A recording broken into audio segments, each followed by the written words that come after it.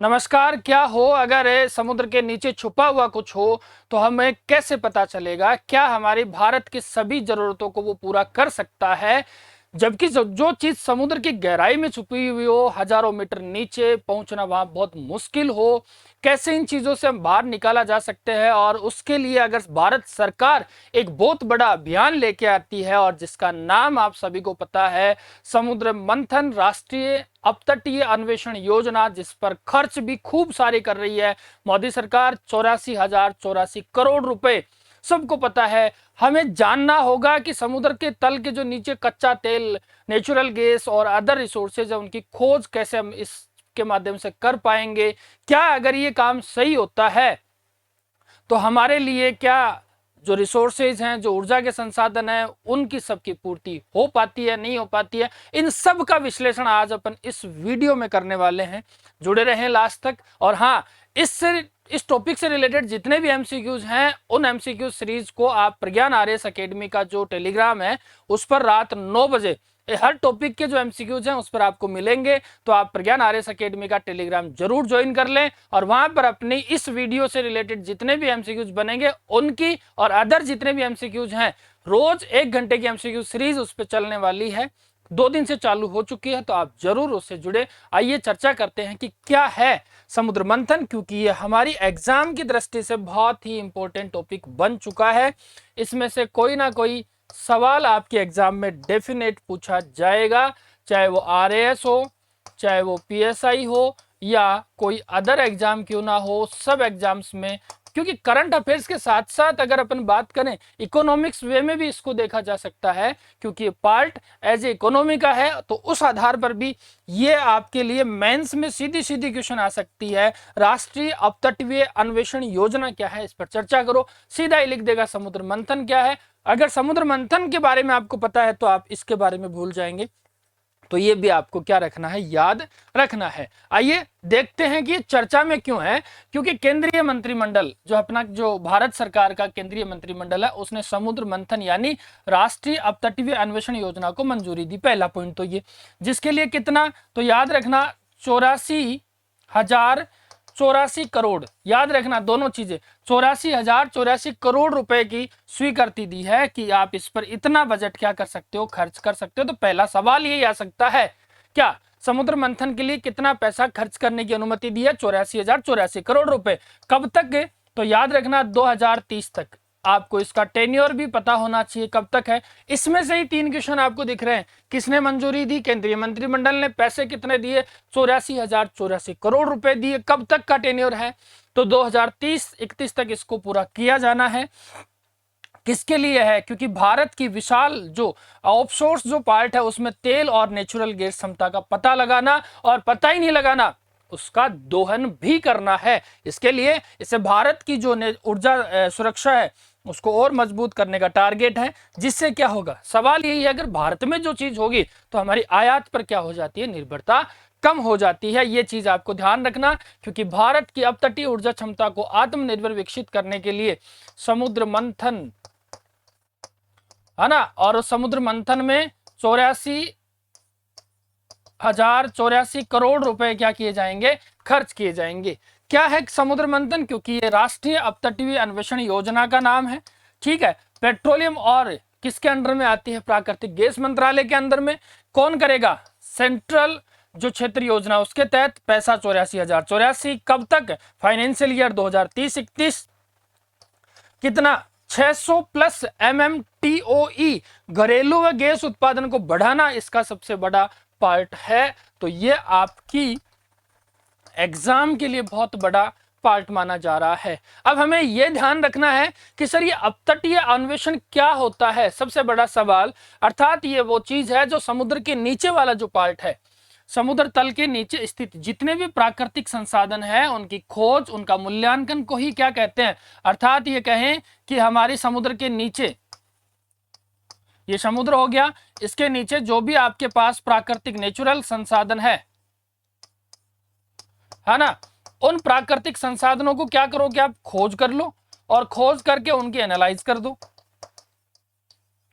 यही तो है, यही क्या हो गया, अपतटीय अन्वेषण हो गया। जिसमें क्या क्या हो सकता है? जिसमें कच्चा तेल हो सकता है, जिसमें नेचुरल गैस हो सकती है, और समुद्री तल में जो भी मिनरल्स, जरूरी नहीं है कच्चा तेल और यही हो, अदर मिनरल्स भी क्या हो, मिल सकते हैं, जो उपयोग में कैसे हो सकती है। तो जियोलॉजिकल सर्वे के तहत हम इसको क्या करेंगे, उपयोग में लेंगे। एक जियो फिजिकल सर्वे भी किया जा सकता है, सिस्मेटिक इमेजिंग ली जा सकती है, इसके अलावा एक्सप्लोरेटरी ड्रिलिंग की जा सकती है, नीचे जमीन में खोदा जा सकता है, और उसके बाद में सबसी जो इंजीनियरिंग है उसके तहत भी हर चीज को, जिसका मुख्य उद्देश्य क्या हो सकता है कि जो भी हमारा ऊर्जा और खनिज संसाधन जो नीचे छिपे हुए हैं उनकी खोज करना, ताकि देश में जो ऊर्जा की कमी है उससे क्या हो सके, बचा जा सके।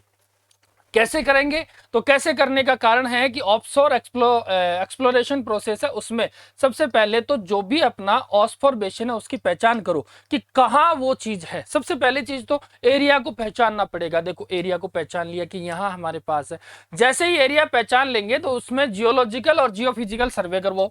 क्या करवाओ, उसका एरिया पहचानने के बाद में उसका जियोलॉजिकल और जियोफिजिकल क्या करवाना होगा, सर्वे करवाना होगा।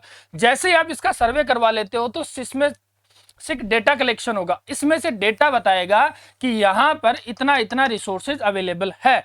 ये होने के बाद में उस डेटा को प्रोसेस करो और उसकी इमेजिंग करो, यानी कि डेटा का प्रसंस्करण करना पड़ेगा, डेटा की इमेजिंग करनी पड़ेगी, और वो इमेजिंग होने के बाद में आपको एक्सप्लोर वेल ड्रेनिंग, या आप ये कह देंगे कि हाँ ये डाटा तो है, देखो यहाँ पर इतना रिसोर्सेज तो है, लेकिन उस रिसोर्सेज को निकालने के लिए बहुत बड़ी मशीन, इन ड्रिलिंग मशीन लानी पड़ेगी।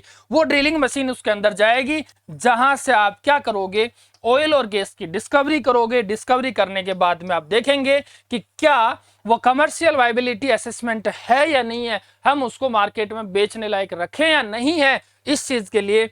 और जब हो जाए तो फिर लास्ट में आपको उसका कमर्शियल प्रोडक्शन करना होगा। क्या करना होगा, कमर्शियल प्रोडक्शन करना होगा। यह चीज आपको क्या रखनी है, ध्यान रखनी है। फिर हम बात करते हैं कि इसके मुख्य उद्देश्य क्या होंगे। इसके मुख्य उद्देश्य है भारत की अपतटीय ऊर्जा क्षमता का दोहन करना, यानी कि जो जमीन के नीचे, या हम कैसे कहें कि जो समुद्र के नीचे जो भी अपने संसाधन है उन संसाधनों का दोहन करो। संसाधनों का क्या करना, दोहन करना हमारा सबसे पहला काम है, ताकि उससे क्या हो सके, घरेलू तेल और प्राकृतिक गैस का उत्पादन बढ़े। यानी कि जो अपना घरेलू तेल है या संसाधन है, इन संसाधनों का क्या बढ़ेगा साहब, दोहन बढ़ेगा, अर्थात ये हमारे ही काम में आएंगी। और 600 MMTOE से अधिक अपतटीय संसाधनों का दोहन होगा। जमीन में बहुत संसाधन है, तेल और गैस पर जो आयात है, बाहर से मंगाने की जो निर्भरता वो कम हो जाएगी। आपने देखा ना यूएसए और ईरान की जो बात आई, उस समय हमारा सिलेंडर 4000 भी जाने की नौबत पे आ चुका था। ऐसी सिचुएशन में अगर हमारे पास सब कुछ हो तो हम क्यों किसी के आगे हाथ फैलाएंगे। इतना ही नहीं, आपको रोजगार भी मिलेगा। जब आपको रोजगार मिल जाएगा तो निजी और विदेशी निवेश भी आएंगे, क्योंकि आपके पास सब कुछ है। तो फिर विदेश वाले सोचेंगे कि क्यों ना हम भी भारत में जाके क्या करें, इनको खरीदे। भारत में आपसे खरीदोगे तो स्वदेशी जो ऑफशोर टेक्नोलॉजी है, यानी कि खुद की हमारी जमीन से निकालने की जो चीजें हैं, अन्वेषण करने की जो चीजें हैं, वो भी क्या होंगी, विकसित होंगी। और विकसित होंगी तो मेक इन इंडिया को बढ़ावा मिलेगा। मेक इन इंडिया को बढ़ावा मिलेगा तो विकसित भारत, याद रखना 2047 है ना, इसमें भी क्या मिलेगा, समर्थन मिलेगा। अब इसके लिए ये 84,084 करोड़ रुपए हैं, ये कहां खर्च होंगे, सवाल आएगा यहां से। सवाल अगर इकोनॉमिक्स में आया तो यहीं से आएगा कि ये पैसा कहां खर्च किया जाएगा। तो ध्यान रखना, इसके टोटल 4 प्रमुख कंपोनेंट हैं। पहले याद रखना कितने कंपोनेंट हैं, 4 कंपोनेंट है, जिसमें सिस्मेटिक डेटा है, उसमें 28,534 करोड़ रुपए इंपोर्टेंट लगा लेना। जो आपकी इन रिसोर्सेज के बारे में पता लगाने के लिए जो डेटा है उस पर लगेगा 28,534 करोड़ रुपए। फिर आपके अंदर यहाँ जो डीप सी एक्सप्लोरेशन वेल्स हैं, कुएं हैं, उनके लिए लगेगा 43,200 करोड़ रुपए। फिर जो कॉमन ऑफशोर इंफ्रास्ट्रक्चर है, पूरी डिजाइन तैयार करनी है, कहां से खोदना है, उसके लिए लगेंगे 10,000 करोड़ रुपए। और तो फिर मैन्युफैक्चरिंग और जो सर्विस है उसके लिए लगेंगे 2,000 करोड़ रुपए। याद रखना, ये डेटा आपकी एग्जाम में छप सकता है।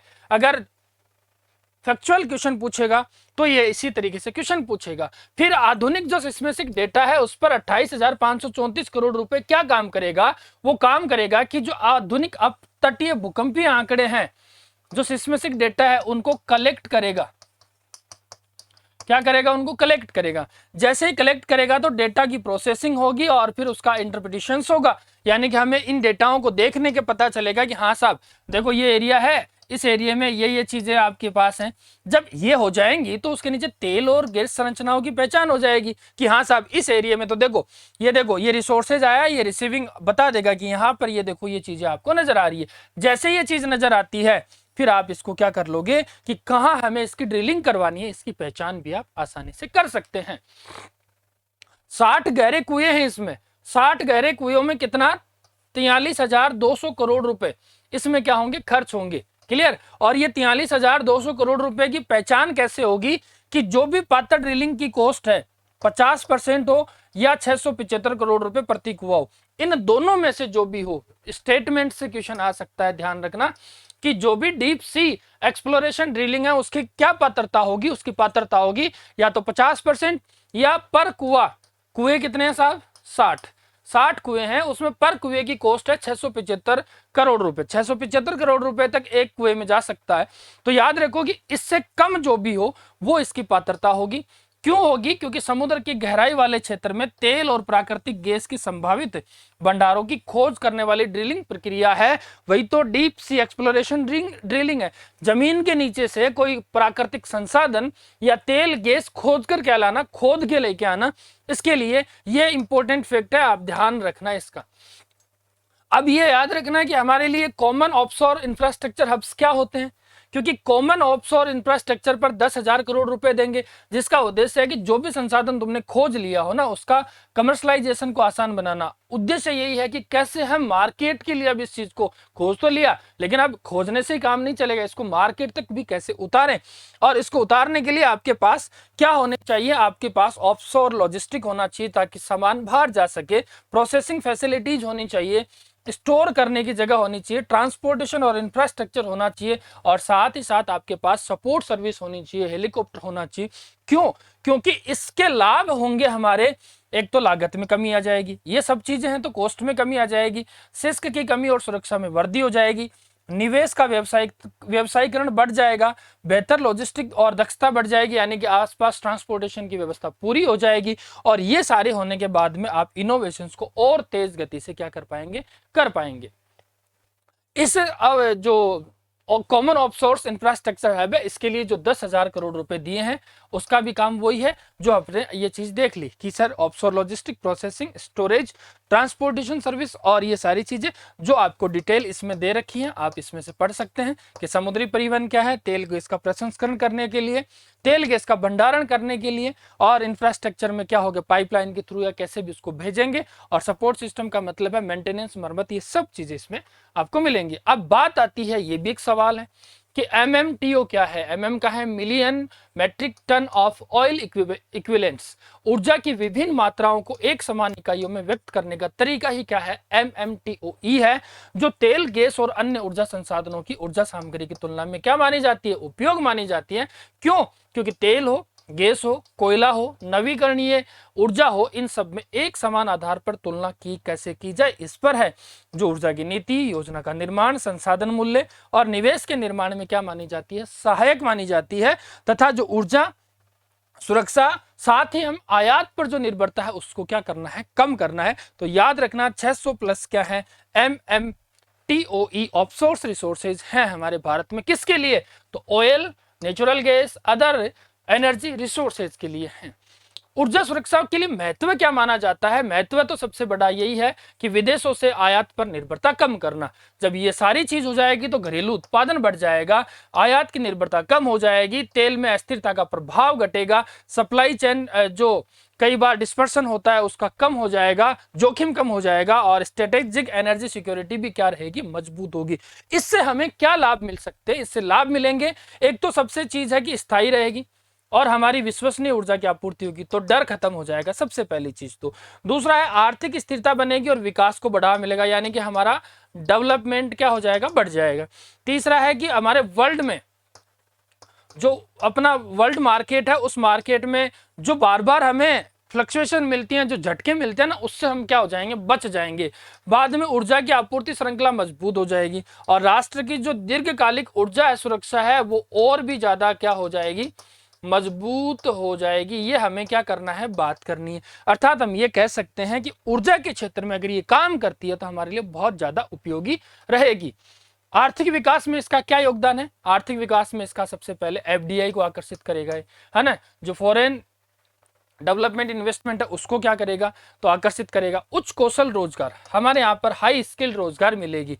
सरकार का रेवेन्यू बढ़ेगा, रॉयल्टी और टैक्स प्राप्त होंगे ही होंगे। डेफिनेट हमारी ही चीजें अगर बाहर जाएंगे तो रॉयल्टी और टैक्स हमें ही तो मिलेगा, है ना। घरेलू मैन्युफैक्चर को बढ़ावा मिलेगा, है ना। इसके अलावा जो एनक्रेली इंडस्ट्रीज हैं उन सारी चीजों को, देखो ये इंडस्ट्रीज है, इन सारी चीजों को बढ़ावा मिलेगा। और ब्लू इकोनॉमी और भी ज्यादा, यानी कि जो समुद्री मार्ग से जो इकोनॉमी मिलेगी वो हमारे लिए बहुत अच्छी रहेगी, वो भी बढ़ेगी। जिसके लिए टेक्नोलॉजिकल डेवलपमेंट होना जरूरी है। क्या होगा, सबसे पहले आपको डीप सी इंजीनियरिंग को विकसित करना होगा, ये और ज्यादा विकसित होगी। सबसे टेक्नोलॉजी, जमीन के अंदर जो पार्ट है बचाव कैसे करना, इनको देखना होगा। रोबोट्स को लाना होगा, सिस्मेटिक इमेजिंग को देखना होगा, ऑटोनोमस सिस्टम को देखना होगा, ऑफशोर ड्रिलिंग टेक्नोलॉजी को देखना है, और मेरीन लॉजिस्टिक है, यानी कि समुद्र से जो चीजें एक जगह से दूसरी जगह लेके जानी है उन पर भी फोकस करना है। इनके लिए टेक्नोलॉजी होनी चाहिए, मैन्युफैक्चरिंग होनी चाहिए, और स्किल एम्प्लॉयमेंट आपके पास हो, इसके लिए भी काम हो।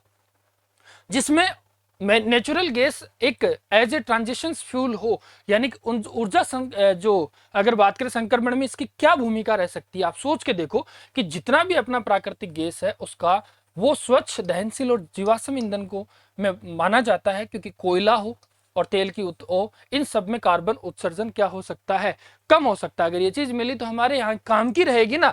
और ये पारंपरिक जीवाश्म ईंधनों से रिन्यूएबल एनर्जी की ओर तथा ब्रिज ट्रांजिशन फ्यूल्स की भूमिका निभा सकती है। हमें कहने का मतलब है कि जो पुरानी चीजें थी, जो कोयला और तेल था, अगर वो किस में कन्वर्ट होगा, तो वो अगर प्राकृतिक गैस में होगा, और उसके बाद में आज ऊर्जा के लिए सौर ऊर्जा, पवन ऊर्जा, बायोमास, ये सब चीजें क्या हो रही हैं, चल ही रही हैं। और उसके लिए चुनौतियां क्या रहेगी, बहुत इंपॉर्टेंट, ये भी आपसे क्वेश्चन देखो। मेंस के लिए तो फैक्ट बहुत शानदार है, आप ध्यान रखें। प्री में भी सवाल पहली स्लाइड से ही आपको मिल जाएगा। सबसे पहले तो फाइनेंशियल रिस्क है, क्योंकि साहब अगर अपन इसके लिए 84,084 करोड़ रुपए दे रहे हैं तो अत्यधिक निवेश होगा, लंबी परियोजना अवधि है, क्योंकि 2030-31 तक चलेगी, है ना। ड्राई वेल्स खोज है, कई बार सूखे कुएं ही मिल जाए तो क्या होगा। दूसरा टेक्नोलॉजिकल रिस्क है, हाई प्रेशर रहेगा, लो टेम्परेचर है, अल्ट्रा डीप सी एनवायरमेंट यहाँ पर है। एनवायरमेंटल रिस्क क्या है, ऑयल स्लिप हो सकता है, तो ऑयल स्लिप हो गया तो सिस्टम ही खराब हो जाएगा। मेरीन पोल्यूशन, समुद्र में बहुत ज्यादा पोल्यूशन हो गया तो मछलियां मर जाएंगी, और सारी चीजें। अंडर वाटर नॉइज भी होगा, जिससे भूकंप आने का खतरा भी बढ़ सकता है। इसके अलावा जियो पॉलिटिक्स रिस्क क्या है, मेरीटाइम बाउंड्री डिस्प्यूट हो सकता है। आप क्या पता समुद्र में यहां से यहां चले जाओ, जाते अगला कोई होगा, जिससे ईईजेड से जुड़े विवाद भी आ सकते हैं। अब सवाल है कि ड्राई वेल क्या होते हैं, कि ऐसा एक्सप्लोरेशन वेल जिसमें व्यावसायिक रूप से उपयोगी मात्रा में तेल और गैस नहीं मिले, हम जितना चाह रहे हैं उतना नहीं मिले, तो हमारे लिए तो वो क्या माना, ड्राई वेल ही। जब डी सी ड्रिलिंग बहुत महंगी कारण से ड्राई वेल के निवेशों का बड़ा आर्थिक नुकसान हो सकता है, नहीं मिलेगा तो क्या होगा, नुकसान ही होगा ना। और इस कारण से सरकार रिस्क शेयरिंग फाइनेंशियल सपोर्ट निजी निवेशों को आकर्षित करने के लिए महत्वपूर्ण है। भाई तुम आओ, तुम्हारी रिस्क पे आप कुआ तो हम दे देंगे, गारंटी नहीं दे रहे हैं कि उसमें इतना चीज मिल जाएगा। जिससे हमारे पर्यावरण की भी चिंता रहेंगी। क्या, एक तो ऑयल में रिसाव आ सकता है, मेरीन इकोसिस्टम डैमेज हो सकता है, ये हमने देख लिया। सिस्मेटिक सर्वे और अंडर वाटर नॉइस होगी, ये भी देख लिया। समुद्र में जीव है, उन पर इफेक्ट पड़ सकता है। ड्रिलिंग वेस्टेज भी तो जाएगा उसमें, पॉल्यूशन हो सकता है, तटीय परिस्थिति पर दबाव हो सकता है। इसके लिए जरूरी है एनर्जी सिक्योरिटी। क्या जरूरी है, क्योंकि ये जो भी चीज दिख रही है इन सारी चीजों में एनर्जी की सिक्योरिटी होना जरूरी है। 99% से अधिक नो गो एरिया खोला गया है। नो गो एरिया क्या है, तो यानी कि जो पहले पूर्व में प्रतिबंधित नो गो क्षेत्र में 99% से अधिक अन्वेषण के लिए खोल दिया गया है। यानी कि नीचे आप इनोवेशन करो, हमें कोई नहीं, ऑफशोरिंग एक्सप्लोरेशन करो, कोई नहीं है। इसके लिए ईईजेड में 10 लाख वर्ग किलोमीटर से अधिक एक्सप्लोरेशन संभव है।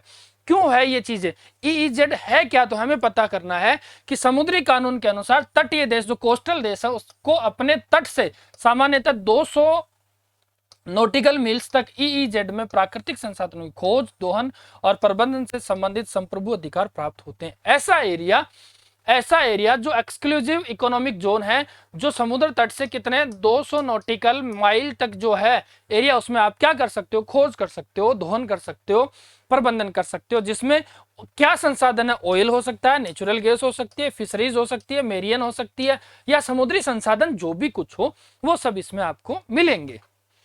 जिसके लिए ये जो भी व्यवस्था है इसमें सुरक्षा कैसे होगी कि पीएससी से आरएससी होगी, यानी कि जो प्रोडक्शन शेयरिंग कॉन्ट्रैक्ट है उससे किधर जाएगा, रेवेन्यू शेयरिंग कॉन्ट्रैक्ट की तरफ। ये भी एक अच्छा सिद्धांत है कि समुद्र मंथन में भारत ने प्रोडक्शन शेयरिंग कॉन्ट्रैक्ट को किधर ले लिया है, रेवेन्यू शेयरिंग कॉन्ट्रैक्ट पे ले लिया, जिसका उद्देश्य है फिजिकल फ्रेमवर्क को सरल बनाना, ट्रांसपेरेंसी को बढ़ाना, सरकार के हस्तक्षेप को कम करना, ईज ऑफ डूइंग बिजनेस में बढ़ावा देना। ये चीज बढ़ती है तो ऑटोमेटिकली विदेश वाले आपकी ओर अट्रैक्ट होते हैं। जिसमें जो भी अमेंडमेंट एक्ट है 2025, कौन सा, oil fields regulation and development amendment act 2025, जिसमें कहा है कि कॉन्ट्रैक्ट में क्या होनी चाहिए, स्टेबिलिटी होनी चाहिए, इंटीग्रेटेड पेट्रोलियम ऑपरेशंस को मान्यता मिले, डिस्प्यूट रिजोल्यूशंस को मजबूत मिले, और जो रेगुलेटरी फ्रेमवर्क है उसको बढ़ावा मिले, और निवेशकों के लिए पॉलिसी जो सर्टिनिटी है उस पर फोकस किया जाए। क्यों?